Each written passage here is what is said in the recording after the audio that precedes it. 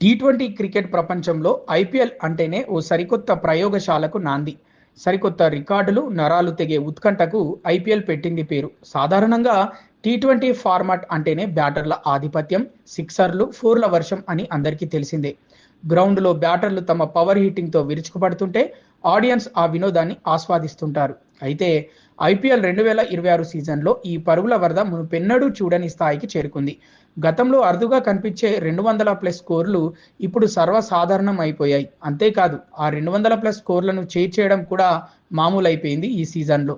ఈ సీజన్లో ఇప్పటి వరకు 41 మ్యాచ్లు ముగిశాయి. ఇందులో 10 సార్లు 200కు పైగా టార్గెట్లను ప్రత్యర్థులు మనిపించారు. ఇదో సరికొత్త ఐపీఎల్ రికార్డ్. లాస్ట్ ఇయర్ మొత్తం 74 మ్యాచ్ల్లో 9 సార్లు మాత్రమే ఈ ఘనత నమోదైతే ఈసారి సగం సీజన్కే ఆ రికార్డు తుడిచిపెట్టుకుపోయింది. గత 2 సీజన్లలో కలిపి జరిగిన 19 భారీ రన్ చేజుల్లో కేవలం 5 మ్యాచ్లు మాత్రమే చివరి ఓవర్ వరకు వెళ్లాయంటే బ్యాటర్లు ఎంతటి ఆధిపత్యాన్ని ప్రదర్శిస్తున్నారో అర్థం చేసుకోవచ్చు. ఈ సీజన్లో ఇంకా 33 మ్యాచ్లు మిగిలున్నాయి. ఇందులో ఇంకెన్ని 200+ చేజులు ఉంటాయో చూడాలి. ఇక ఈ భారీ స్కోర్ల వెనుక ఉన్న అసలు రహస్యం కేవలం బ్యాటర్ల ఫామ్ మాత్రమే కాదు, నిబంధనల్లో వచ్చిన మార్పులు కూడా కారణమని చెప్తున్నారు. ఇలా పరుగుల సునామీ రావడానికి ప్రధాన కారణం 2023లో ప్రవేశపెట్టిన ఇంపాక్ట్ ప్లేయర్ రూల్ అని అంటున్నారు.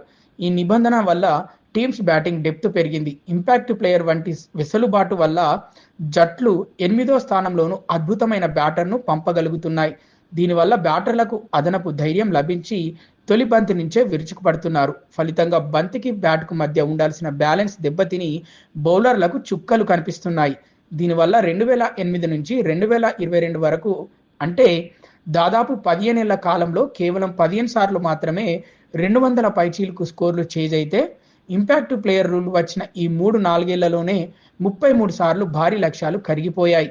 దీనికి తోడు ఫ్లాట్ పిచ్లు సైతం బ్యాటింగ్కు అనుకూలంగా ఉండటంతో బౌలర్లకు చుక్కలు కనిపిస్తున్నాయి. ఇంపాక్ట్ ప్లేయర్ రూల్ వివరాల్ని డీటెయిల్డ్గా చూస్తే ప్రతి టీం మ్యాచ్కు ముందు 11 మంది ఆటగాళ్లతో 4 సబ్స్టిట్యూట్లను ప్రకటించాలి.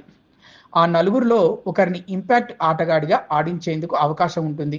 ఫైనల్ 11లో విదేశీ ఆటగాళ్లు 4 ఉంటే మాత్రం ఇంపాక్ట్ ప్లేయర్గా భారత్ క్రికెటర్నే ఎంపిక చేసుకోవాల్సి ఉంటుంది. మ్యాచ్ పరిస్థితిని బట్టి ఇంపాక్ట్ ప్లేయర్ని ఆడించుకోవచ్చు. పిచ్ స్పిన్నర్లకు అనుకూలిస్తుందని అనుకుంటే బ్యాటర్ స్థానంలో స్పిన్నర్ను ఇంపాక్ట్ ఆటగాడిగా ఆడించవచ్చు. ఒకవేళ ఛేదనలో అదనపు బ్యాటర్ అవసరం ఉంది అనుకుంటే అప్పుడు బౌలర్ స్థానంలో బ్యాటర్ను తీసుకోవచ్చు. కానీ ఒక్కసారి ఇంపాక్ట్ ఆటగాడి కోసం మైదానం వీడిన క్రికెటర్ మళ్ళీ మ్యాచ్లో కొనసాగే అవకాశం ఉండదు. ఇన్నింగ్స్ ఆరంభానికి ముందు లేదా ఓవర్ ముగిశాక లేదా వికెట్ పడ్డాక లేదా ఓ బ్యాటర్ రిటైర్ అయ్యాకే ఇంపాక్ట్ ఆటగాడు మైదానంలోకి రావాల్సి ఉంటుంది. అప్పటికే 2 ఓవర్లు బౌలింగ్ చేసిన బౌలర్ స్థానంలో వచ్చే ఇంపాక్ట్ ఆటగాడు తన పూర్తి కోట 4 ఓవర్లు వేసే అవకాశం ఉంటుంది. ఇంపాక్ట్ ప్లేయర్గా వచ్చిన ఆటగాడు కెప్టెన్గా మాత్రం బాధ్యతలు నిర్వర్తించకూడదు. 11 మంది బ్యాటింగ్ మాత్రమే చేయాలి. సాక్షి టీవీ ప్రసారాలను నిలిపివేయడం చట్టరీత్యా నేరం. సాక్షి టీవీ ప్రసారాల కోసం మీ స్థానిక కేబుల్ ఆపరేటర్ని వెంటనే సంప్రదించండి.